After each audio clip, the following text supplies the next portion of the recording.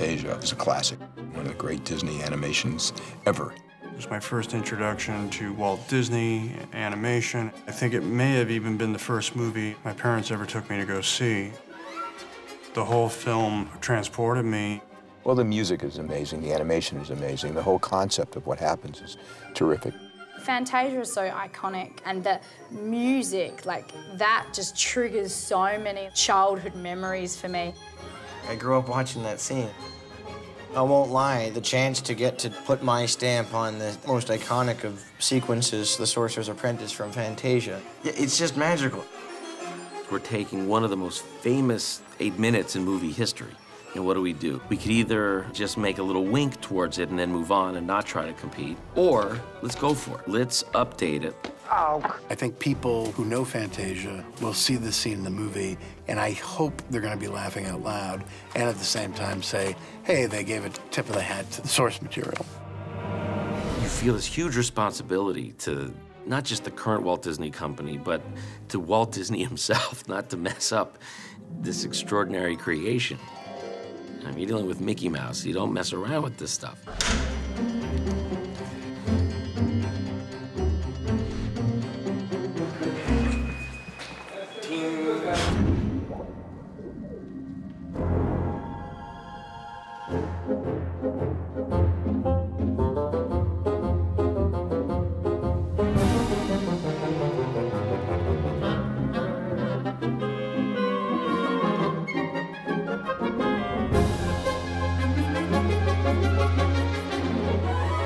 I've never done a title scene before, and this scene really is The Sorcerer's Apprentice. And to do it right, though, oh my Lord.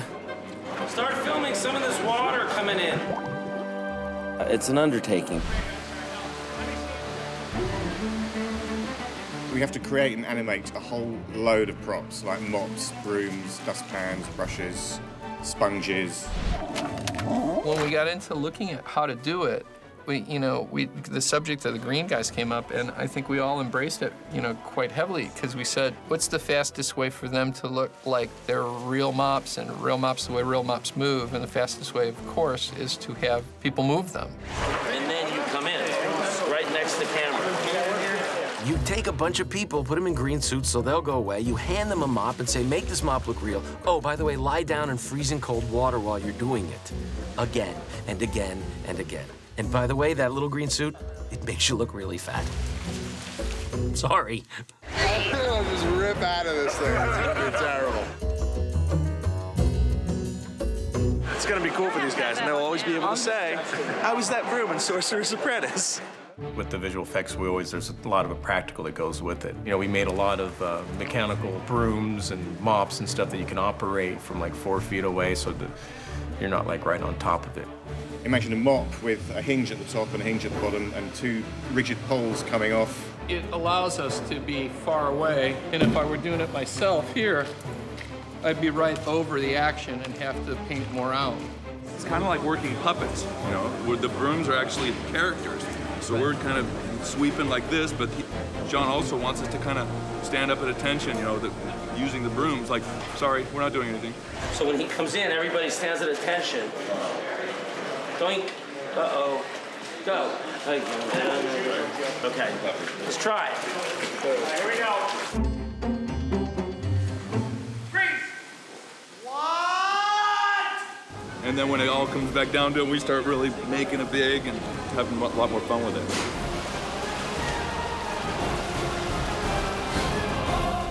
It's good to have something in there that the director can direct and the actors can respond to. If you can have some real elements in a shot, it's always a good thing.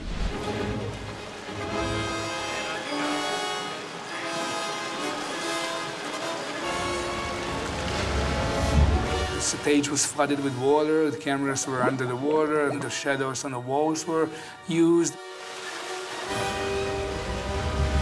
We employed the similar shadows as in Disney's original film when you see the actual murder happen on the wall. Through the shadow, but you really never see it, actually.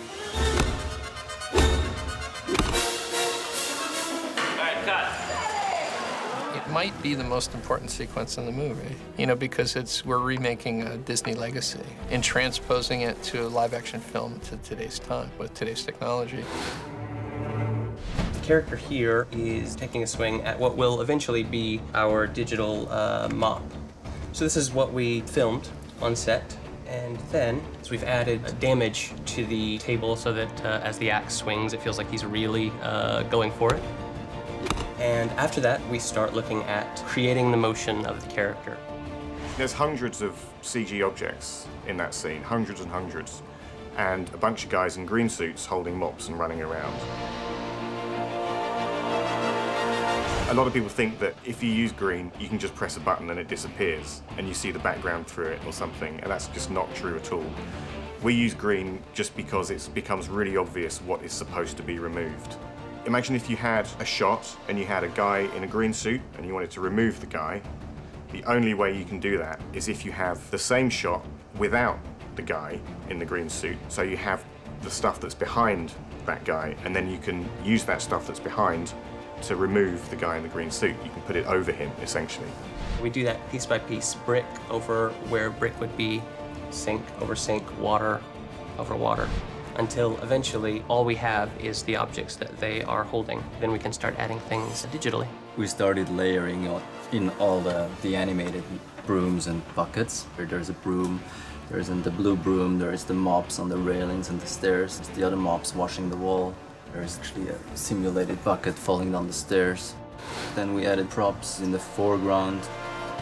And then here you have everything put together. The splash elements comped over the real water and over the props. It's one of the places where you'll see the magic generate characters. Not just do things, but generate characters, and that's really pretty fascinating. The mops were quite key to the Fantasia sequence because they were the prop that really afforded us the ability to have a little bit of fun and sort of express more in the way of character, because we did that by making them walk around in different ways, and here you can see the mop awakens and gets up onto all four legs like a cat stretching, waking up. Also, the marching brooms, we definitely wanted to reference that. So we have marching mops pushing buckets along. What we do is we take our mop characters and we move them with the real buckets and with the same camera move so that they seem to be pushing the buckets, and as you can see, they're all kind of marching in their respective line. To squeeze the personality into the short shots was key. I thought a nice touch that John Turturro put in there was having these light sockets. That's where the sort of cartoony aspects really come through most in the sequence, but we get away with it because it's so fun.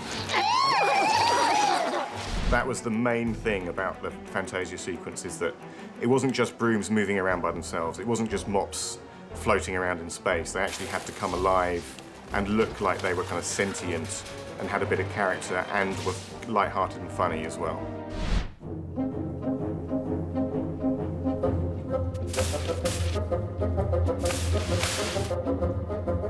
While the original story was the inspiration to the music written by Paul Dukas, now Paul Dukas's music is the inspiration for our story.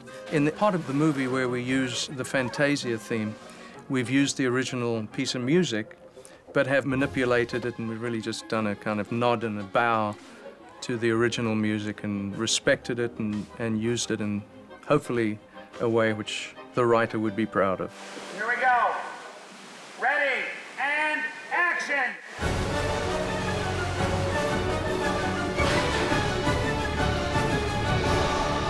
Disperse!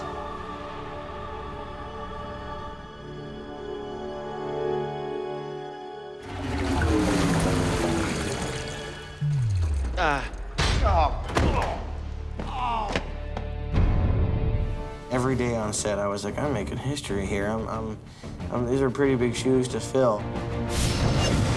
The chance to do a live action thing where mops come alive and beat the crap out of me, that was a huge treat.